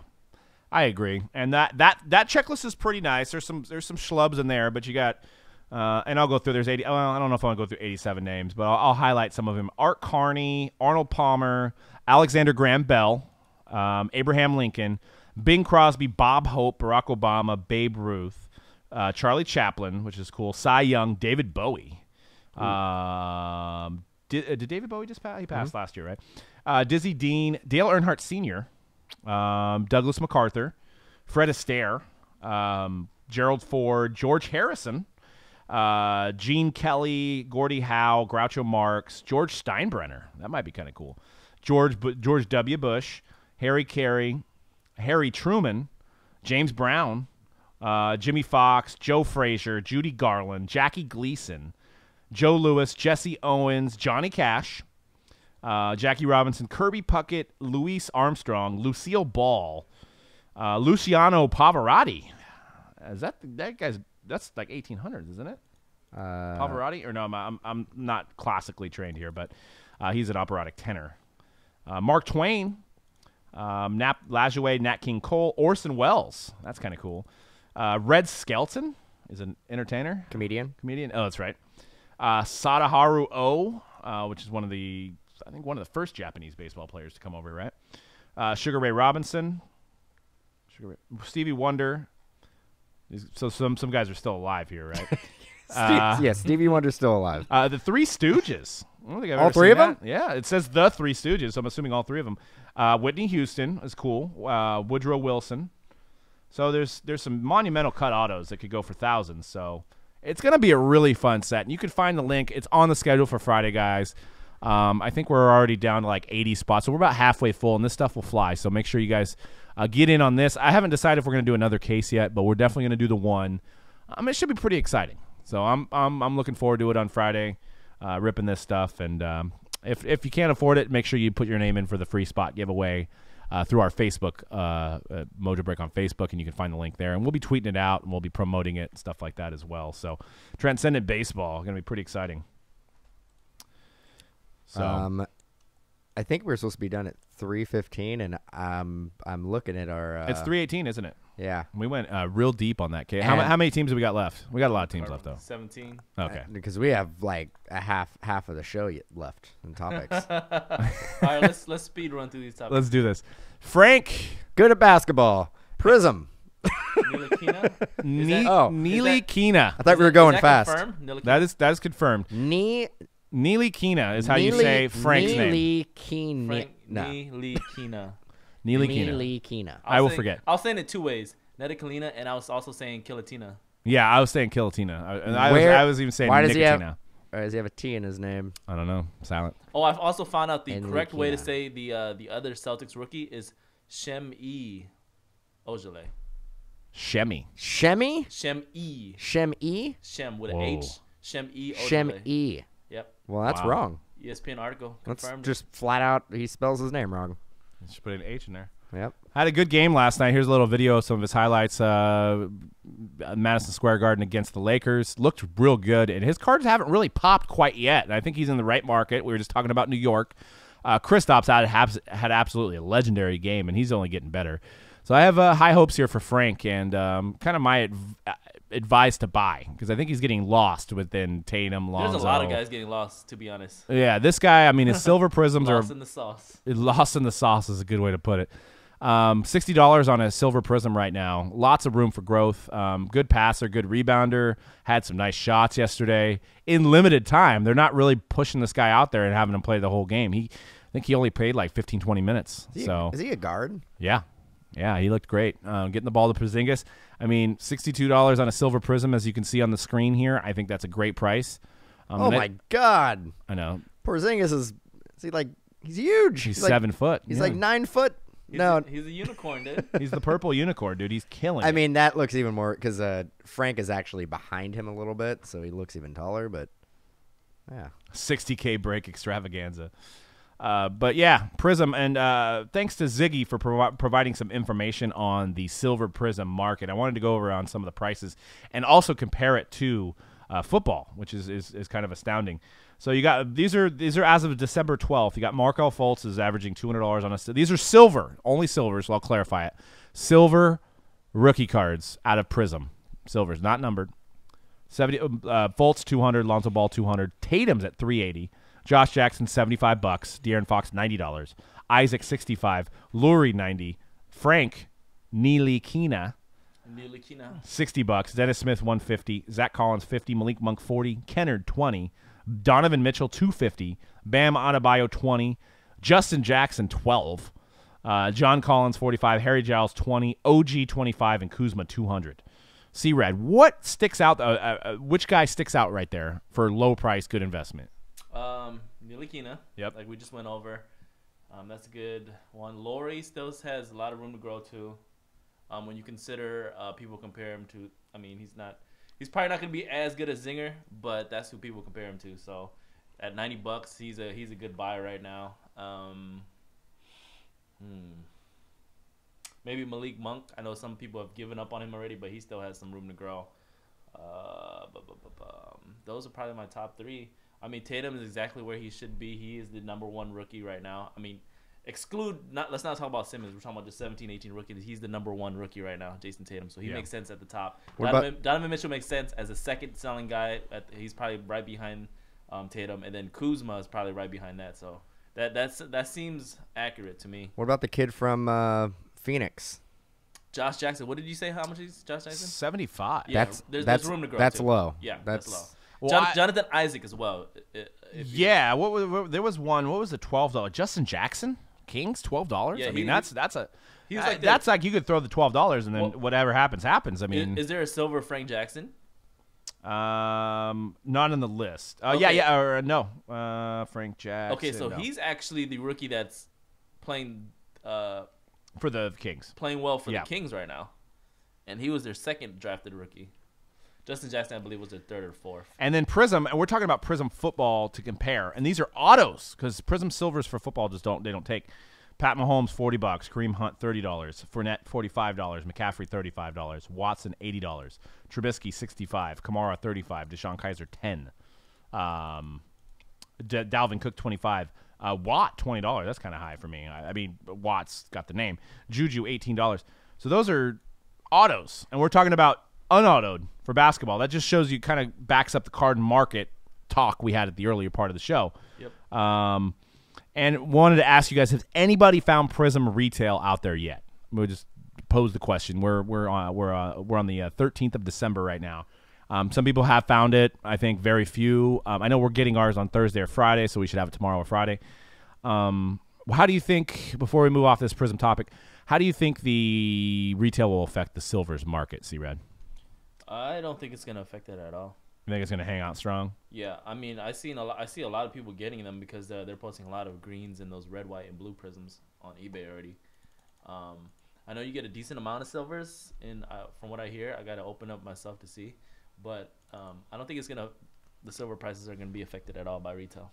And that's a good point, actually. That list for basketball is in draft order, so you see Fultz, Ball, Tatum, Jackson. Jackson at 75, fourth pick overall, and then you got Frank at 60, which was what is that? 1, 2, 3, 4, 5, 6, 7, 8 pick overall at $60. So he's probably one of the best bargains, is Frank right now, and he had a good game last night, so might be a good time. He might have already bumped up a little bit, but next segment, I want to get into Lonzo Ball, LeVar Ball, LaMelo Ball, LiAngelo Ball, Harry Ball, all of them. Ball in the family. And going over to Lithuania for these two gentlemen here, these two kids. Got a 16-year-old going, and supposedly this is a fight in Lithuania. I thought this was kind of raw. If you're listening to the podcast, you may want to punch up the video here, but I think that might be the same gym. And these were teammates. They just got in a little bit of a spat and decked just on the ground. So it's going to be interesting to see how these L.A. Silver Spoon kids do. If the young one gets punched like that, he's going to fly across the damn room. He's going to be done. Career over. I was reading an interesting article from a former pro who played at the same place that these guys are playing. He says, I think they'll last a month maximum. It seems like the worst place they could have picked.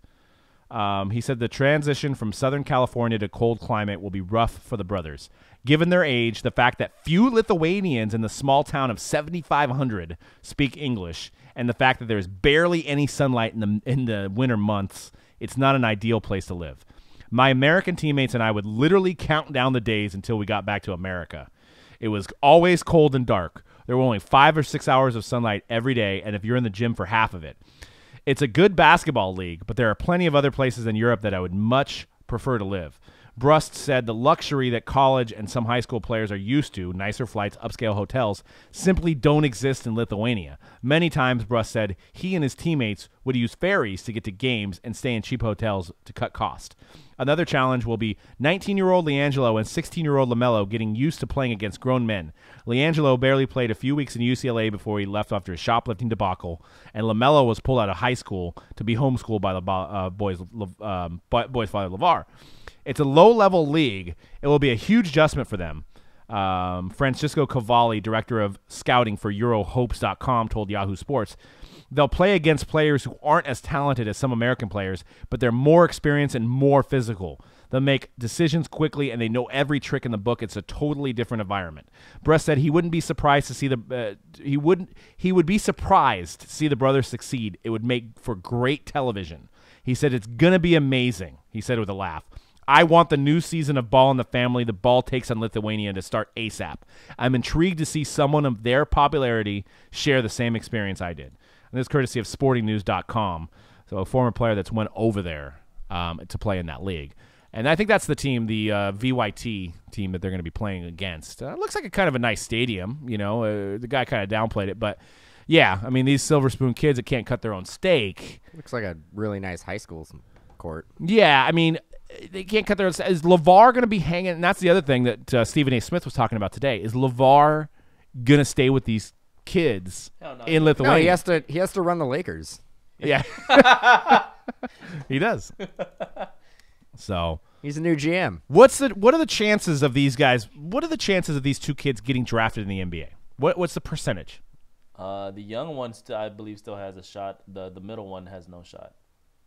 Yeah, the middle one's not gonna play. The middle one will never play. From what I've seen of him playing basketball, he'll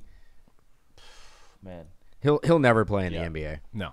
He actually won't even play in the G League.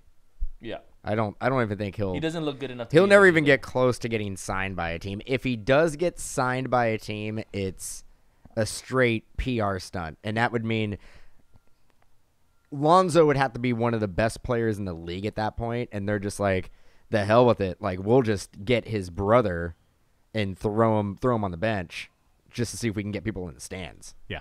But again, with basketball, there's only 12 guys on their active roster, right? You can't waste a roster spot for a PR stunt. Right. Yeah, I think this is probably their last. This might be LeVar's attempt. I mean, think about the money that LeVar and the Big Baller brand are gonna make by having these guys go overseas. You could always have another kid. Yeah, let's get them going. Third one is gonna be lost in a hostel and end up a drug addict telling about his father abuse. Yeah, it's interesting. I mean, we're talking about it, so we're giving him exactly what LeVar Ball is out to do. Well, what's going on with the Lakers and LeVar Ball, and the Lakers having to come out and just basically kind of plead with LeVar Ball to relax, is an indication that I don't think any other GM, would be like, oh, we want to sign up for that. I actually think the youngest one would have to be an undeniable talent. Like, it's an absolute going to be future superstar in the league for somebody to take a risk. Yeah, exactly. So I mean, his dad. I mean, his dad pretty much has ruined the two younger kids' career. I think the young one still has a shot. He just has to play well. He just has to play well in the European leagues. He's gonna have to be really good. I mean, if you think he's gonna go to the Lakers, like the Lakers are the only team I can see being like, whatever. Like, we'll deal with both. We'll deal with both the kids. Well, maybe that's his goal. Maybe if he's like, I'm gonna be extremely loud and annoying, and no other team's gonna want my other kids now. So he's gonna force them to go to the Lakers. Let's foreshadow. Let's say Lonzo is a free agent in 5 years, and he is one of the best players in the league. Does his dad come in and use that as leverage for him to sign with another team? He's like, all right, Charlotte, Lonzo will sign with you, but you need to sign one of my other kids. Yeah. He's like allocating. Leveraging it. He's allocating. Oh, he's like Panini? Yeah. He's all, look. He's like, gotta take the bad ball, get the good ball. It's a combo deal. You gotta at least give the young one in the G League a tryout. Oh, man. That would be hilarious. Let me ask you guys this. How many of us how many of us are excited to watch the game in Lithuania hoping that one of these kids get punched? Not me. The game's not going to be televised. Yeah. Yeah, they will. They're not going to televise the game. They will stream it on Facebook. They're not going to. They will. Who's 100%. LeVar? Sitting there with somebody's going to pick this up, and it's good for Lithuania. It is a genius move by the team to allow this to happen because they're going to get extra money and endorsements. I got an idea. What we'll do is me and C-Rad are going to go to Lithuania, and we're going to bring our mobile setup, and we're going to broadcast the game. We're going to be like center court. We're going to be like Jim Barnett and Fitzgerald. we're gonna run this game. Dude, there's gonna be 30 people broadcasting those games. No, it's only gonna be guarantee. It's only gonna be me and C-Rad. It's gonna be very difficult. We have the technology to do it. Everybody's talked about it, including us. We fell victim to this whole thing of talking about this today. Who's gonna go to Lithuania? Everybody. No. ESPN Deportes will be out there. ESPN 3, ESPN 2. The Ocho? Yeah. The Ocho. Fox Sports. Everybody's going to be out there and Mojo Break. At least for their first game. Mojo Break. Their first game will be televised, and the Ball in the Family reality show is going to be based on that.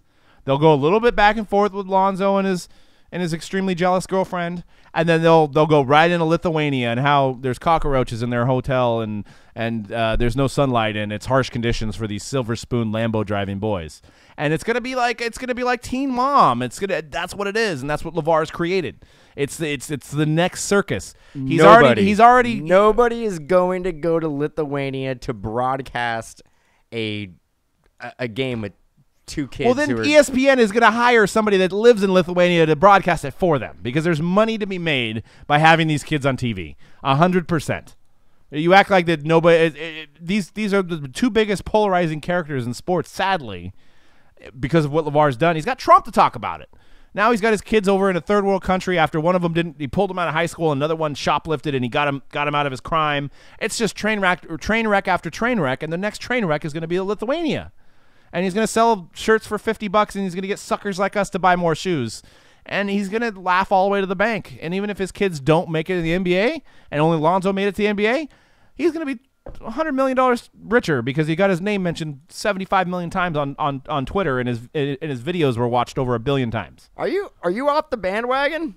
A little bit. You kind of sound like you sound like you're pretty much the LeVar Ball get off my lawn now guy. I am, because the Payless shoes he sent me for $1,000 was what I lost respect for. Good ankle support. Broke the camel's back. They broke the camel's back. Got good ankle there. But I won't deny he's one of the best online marketers of our time. 100%. He's that rug salesman at the flea market that can sell any rug to anybody. He did it. He sold everything to everybody, basically. Yeah, I used to be a flea market salesman. And the cream rice to the top. Sell rugs? Yeah. Come on, guys. 4 for 5. 4 for 5. 4 for 5. 4 rugs for $5? And it wasn't 4 big baller brand shoes for $5. I'll tell you that. 4 for $5 grand. 4 for $5 grand, maybe. Yeah. That's what I'm saying. This guy is an absolute. He can sell iced Eskimos. He can sell ketchup popsicles to a guy with white gloves. That's what this guy is, and that's what he's created, and that's what he's profiting off of. I think it's a lady in white gloves. He probably spent a lot of time getting Lonzo ready, and he knew his other two kids probably weren't ever going to make it. But if he just runs out the hype train, he's getting that money. So, well, I thank you guys for the kind words. We just. Love sports. Love this topic. Was there we have a lot of fun with it. Was there kind words? I shut it down for a while. So, I bet my life Lonzo won't be close to being a bust. I don't think he's going to be a bust, but I don't think he's going to be a superstar either. That's where I'm going after. But we'll see. He's on the right team. We go back to these big market teams. Yeah, I don't care about the Ball family. I don't think Lonzo's going to be anywhere close to being a bust. White Gold Netflix comment. Okay, I'll have to watch that flick. White Gold on Netflix. I search through Netflix. I spend most of my time going through shows and running out of. I basically try to find something to watch, and I can never find something to watch, and then I just don't watch anything, and I go back on Twitter or something. Are you gonna I'll check that one out. Are you gonna get the Lithuania Sports Network package? I might have to now, so you could stream the games. And just hope that one of these kids get punched in the face at one point. Is like that a 7 foot like? If you were watching it, that's literally what you'd be watching for. You're like, I don't want to see maybe a good basketball game. I want to see LaMelo get elbowed in the jaw. That's what I think the public wants to see. So I'm on the side of the public. So now okay, you're over there. You're over there now. I'm over there. You're over there now. Yeah. Okay. Hey, it's just more exciting. I wouldn't even watch it. I don't care. Dude, neither one of these kids are going to make it. I don't care. We'll see. Who cares? I bet they're not even going to be wearing Big Baller Brand shoes. They'll be wearing Adidas. Oh, I guarantee you. They'll get the team to change the name to Big Baller. Are they going to get the whole team's going to have Big Baller jerseys? Dude, I guess they're like the 10th best. They're like the worst team in the league for the Lithuania League. And you can only have 2 non-Lithuanian players on your roster. So, and they have the only 2 is LaMelo and LiAngelo. Man, they must have came in with that long money. It didn't even matter. They're going to get enough sponsorship and enough views on their videos to make them tons of money. It doesn't even matter. But the venue only holds like 1,500 people. They're not making their money there. They're making money streaming the videos and mentions on Twitter. You got to get a broadcast person to show up in Lithuania. There will be 1 million people broadcasting there. Oh, my. 1 million. There's only 1,500 people there. So everybody has like, what, 4 phones? Just all streaming? The price of admission will go up. Dude, I think you're overselling it. No, I think you're overselling this a little bit. Well, we're running out of time on the show. We got a couple more topics. Believe me, dude, they're going to play one game. You're going to see a little bit of highlights from ESPN for about 20 seconds, and you're going to see it for maybe a week, and then nobody's going to care. When does the season start? And people are going to go on living their lives. That's another question. When does the Lithuanian basketball season start? Is it? It could be over. Nobody knows. I'm saying it might be a well thought out plan. How many games do they play? Who knows? How many halves do they play? How long is a game? Do they have like a? Is there a 3-point line? Is it the same? Is it the same rules? No, you got to kick the ball in the basket there. Well, that would be. Look at all those empty seats. Well, they won't be empty now. Not for the Ball family. The prices will probably triple. They'll be in high demand for that 70. Dude, if it holds 1,500 people and there's 7,500 people in that town, guess what people are doing? Going to a basketball game now. These guys are going to be like icons just to out see there. The great Ball brothers ball out. Yep. And they're gonna be on. People are gonna be on TV. I would be there if I was there. I want to be on TV. I want to try to be on TV in Lithuania. Maybe somebody will like my smile, and I'll get I'll be able to be on YouTube or something. I don't know. You know what I'm saying? Like they may ask me about LiAngelo, and then I got the most watched YouTube video. This team that we're watching is this the actual team? It is. What's that? Are those cheerleaders? Oh, wow. I didn't see it. Yeah, I guess so. It's probably something that's based upon Casino. Yeah. So, yeah, you can find YouTube videos of the team. Totally Certified Basketball came out today talking about Lonzo Ball. You can find his autograph in Totally Certified. And we've got breaks, 2 random breaks for tonight.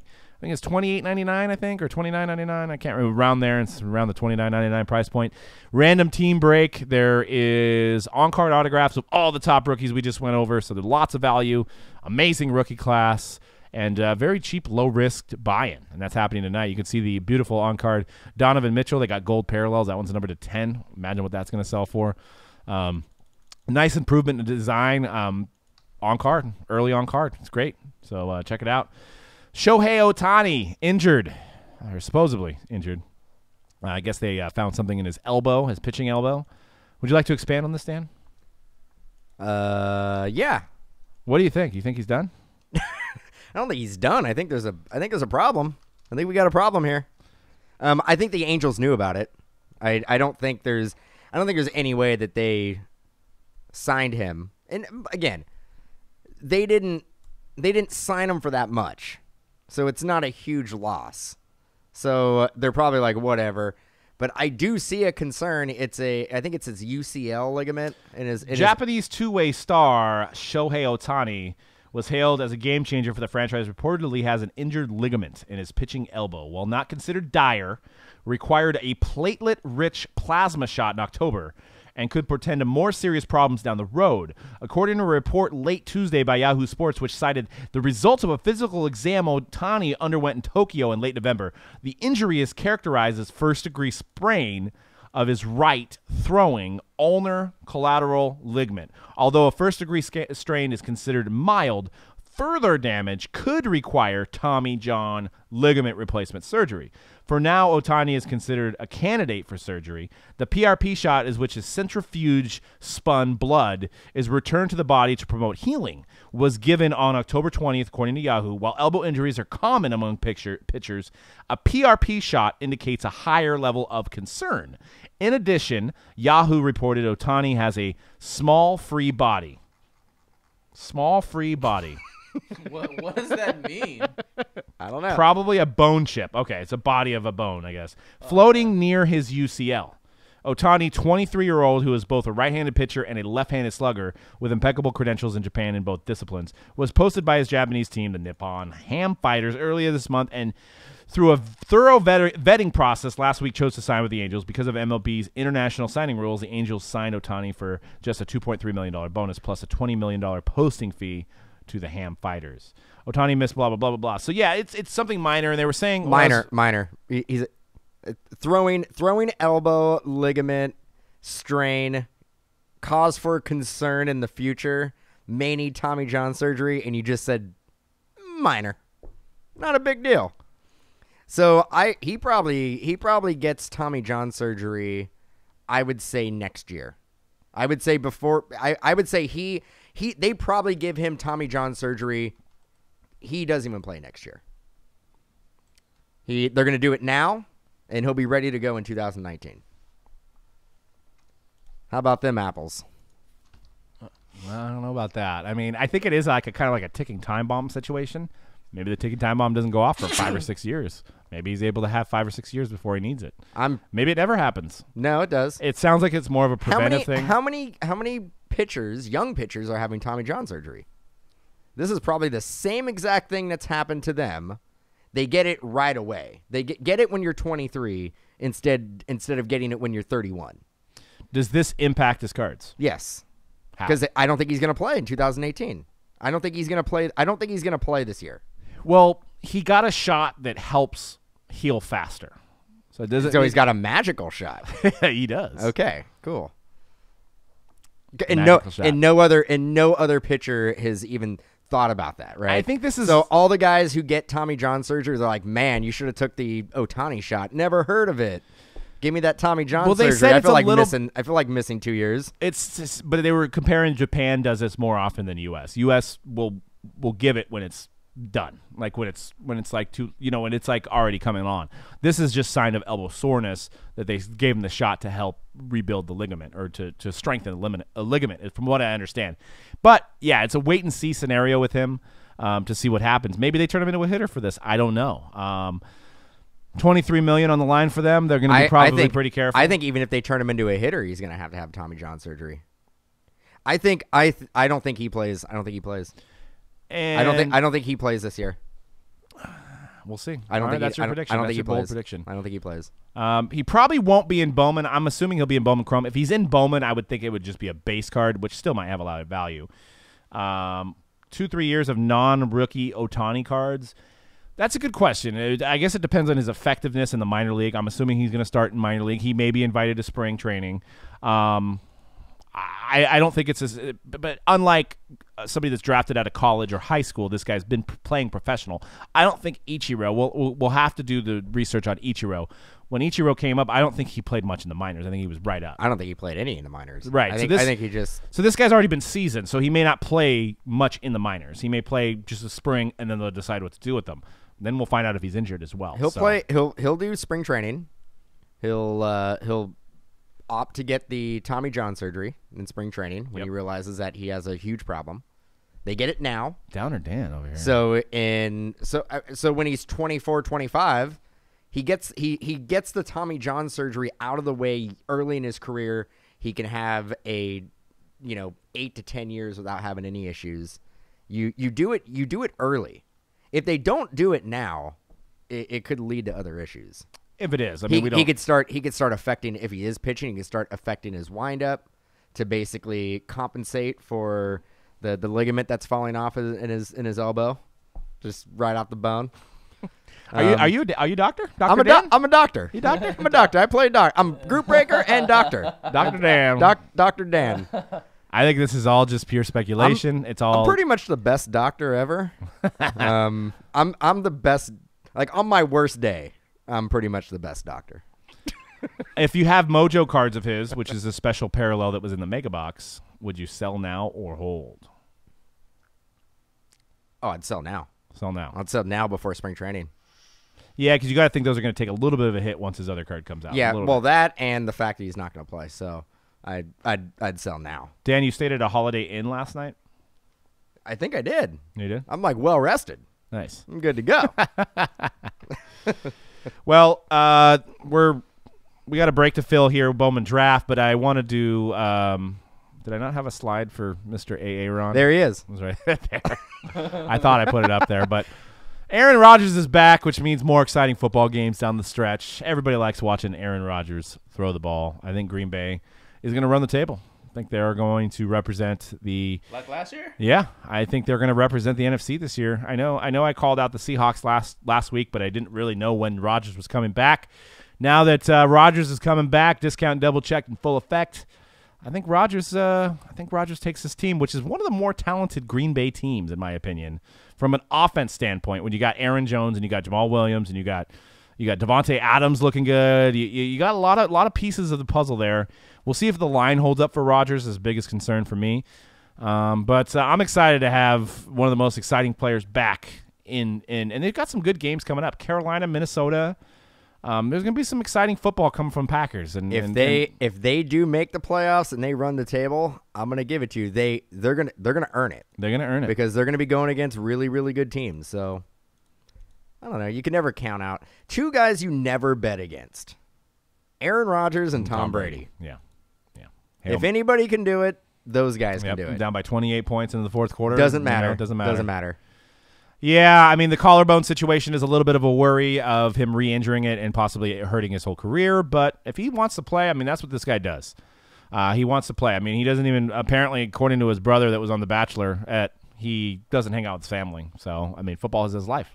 So he wants to get back out there. He's going to leave it all on the field. If he gets injured and he ruins his career because of it, it's his choice. I know that's what people are saying. Oh, you shouldn't rush him back. Oh, what if his collarbone breaks again and he's done for his career? That's what he wants to do. He wants to play, and he's seeing the window of opportunity with their record at 7-6 right now that he has a shot to get into the dance this year. And I think this year is the worst NFC class he's ever gone against. Yeah, the Rams, you got the Eagles now reeling. You can make an argument though. The Packers could make the playoffs with Brett Hundley. No. Brett Hundley has surprised a lot of people. Brett Hundley has looked pretty good. No. Brett Hundley is better than Jimmy Garoppolo. No. Oh, wow. The 2-0 Jimmy Garoppolo? The undefeated for his career in the regular season. Let's see what Brett Hundley's stats are this year. Brett Hundley he's been a pleasant surprise. QB rating of this season of 78. Pleasant surprise. 8 touchdowns, 8 interceptions. That's not bad.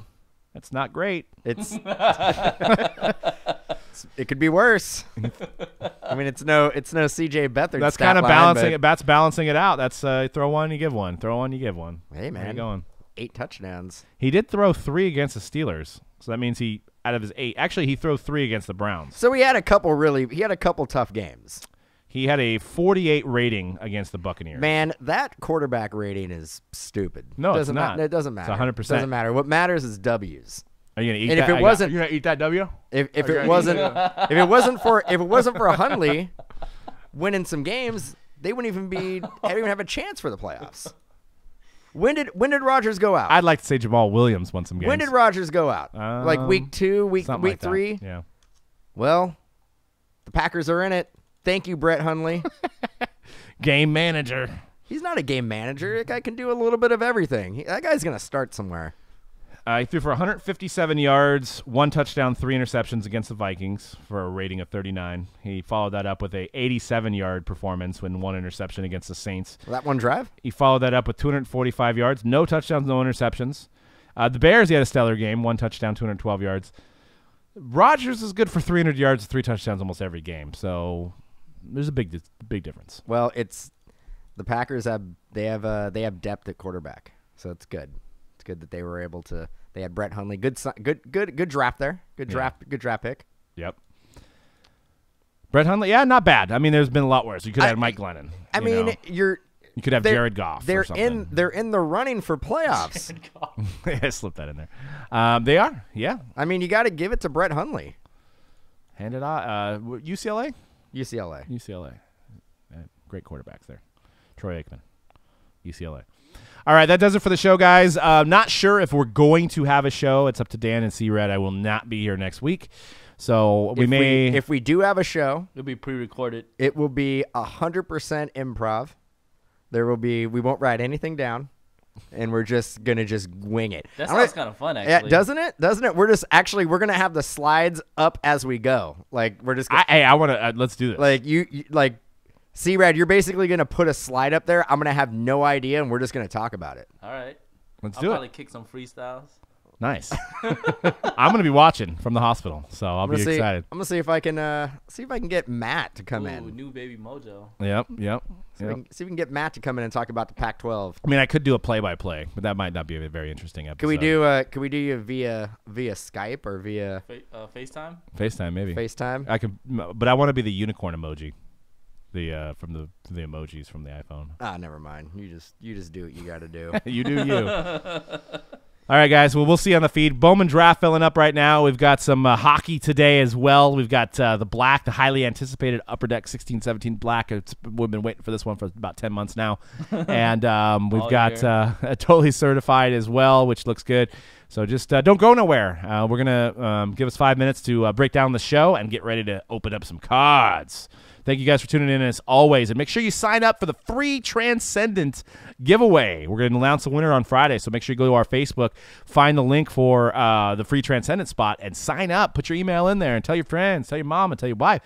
Get in on this, and be sure to check out for breaks, mojobreak.com. Lots of new releases this week, and breaks going out every day. Peace out, guys. Peace.